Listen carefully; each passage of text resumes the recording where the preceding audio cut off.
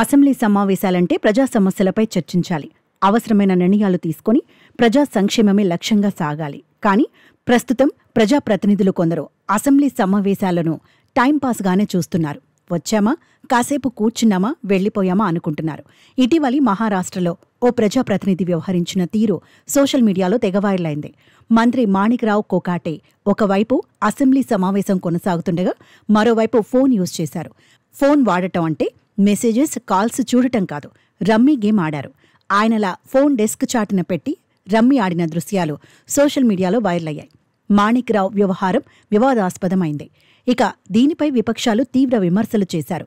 ఆయనపై చర్యలు తీసుకోవాలని, అప్పటిదాకా వ్యవసాయ శాఖ మంత్రిగా ఉన్న ఆయన్ని పదవి నుంచి తొలగించాలంటూ డిమాండ్ చేశాయి.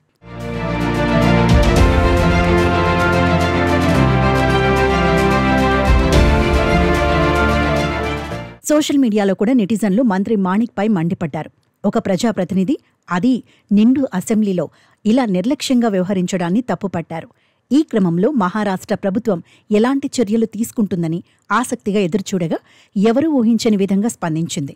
మాణిక్రావుపై వేటు వేయడం కాదు కదా, వ్యవసాయ శాఖ నుంచి తప్పించి క్రీడా శాఖను అప్పగించింది. మంత్రి వ్యవహారంతో పాటు ఇప్పుడు మహారాష్ట్ర ప్రభుత్వం తీసుకున్న నిర్ణయం కూడా చర్చనీయాంశమైంది. మంత్రి అసెంబ్లీలో రమ్మీ బాగా ఆడారు అని క్రీడా శాఖ అప్పగించారా అంటూ సోషల్ మీడియాలో సెటేరికల్గా కామెంట్స్ చేస్తున్నారు. కాగా మహారాష్ట్రలో మంత్రివర్గ పునర్వ్యవస్థీకరణకు సంబంధించి ప్రకటన విడుదలైంది. మాణిక్రావు కోకాటే వ్యవసాయ మంత్రిగా ఉండగా వాటి నుంచి తప్పించి క్రీడా శాఖను ఇచ్చారు. ఇక వ్యవసాయ శాఖ బాధ్యతలను ఎన్సీపీ మంత్రి దత్తాత్రేయ భరణకు అప్పగించారు. అంతకుముందు క్రీడా శాఖను దత్తాత్రేయ నిర్వహించారు. అసెంబ్లీలో రమ్మీ ఆడిన మంత్రిని తొలగించకుండా క్రీడా శాఖ అప్పగించటం మళ్లీ వివాదాస్పదమైంది. ఇది జవాబుదారీతనం అనిపించుకోదని విపక్షాలు అంటున్నాయి. ఆయనకి క్రీడా శాఖను అప్పగించడం అంటే అసెంబ్లీలో రమ్మీ ఆడటాన్ని అధికారికంగా అనుమతించినట్టే అవుతుందని విపక్షాలు అంటున్నాయి.